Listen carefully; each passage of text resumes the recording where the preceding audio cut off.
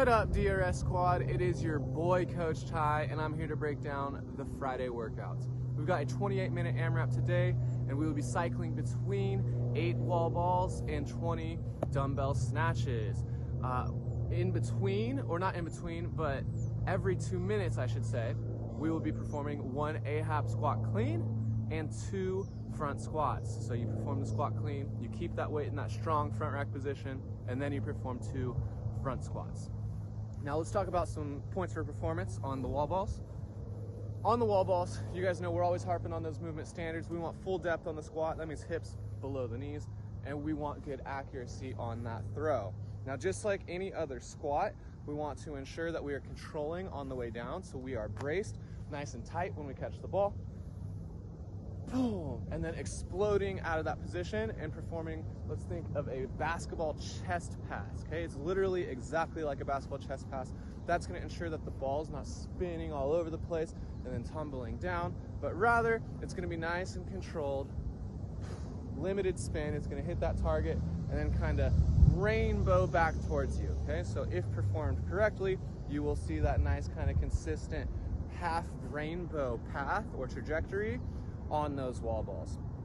For the dumbbell snatches, let's make sure that we are starting with that dumbbell back by the midfoot or even back further towards the heel, just so we can get all those big powerful muscles engaged to accelerate the weight up and then punch it overhead.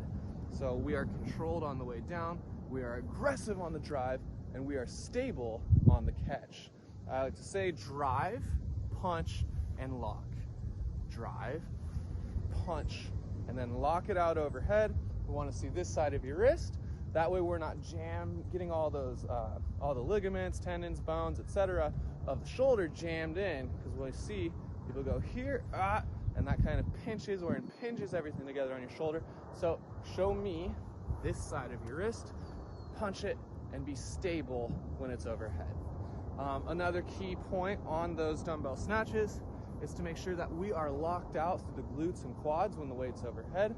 That's gonna make sure we're in good alignment here through our spine, through our core, and therefore be in better positions.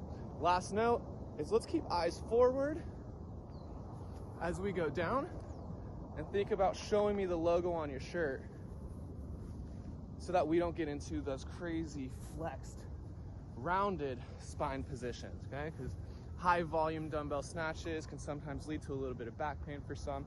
So let's really make sure eyes are forward and you show me the logo, so we're in that nice neutral position and not just rounding and hunching forward.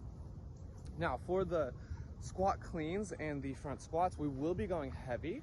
We will be spending a lot of time building up to that heavy weight and establishing it before we actually get into the workout. So we did heavy squat cleans last week, and we will be doing singles again, but this time we're gonna have to squat it a couple more times.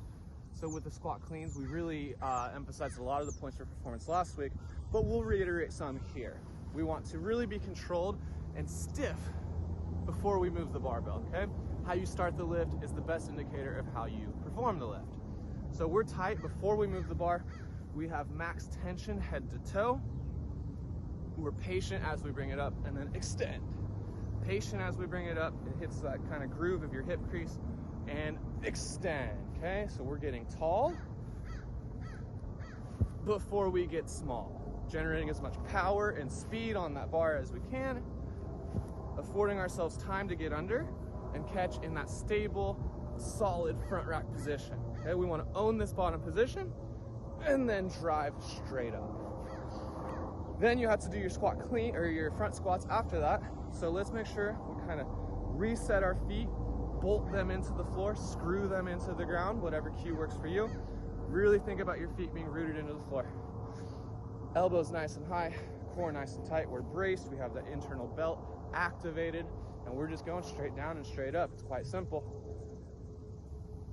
And drive, drive, drive, drive.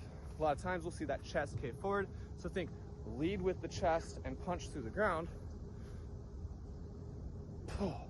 to maintain that nice upright posture as you grind through those heavy squats.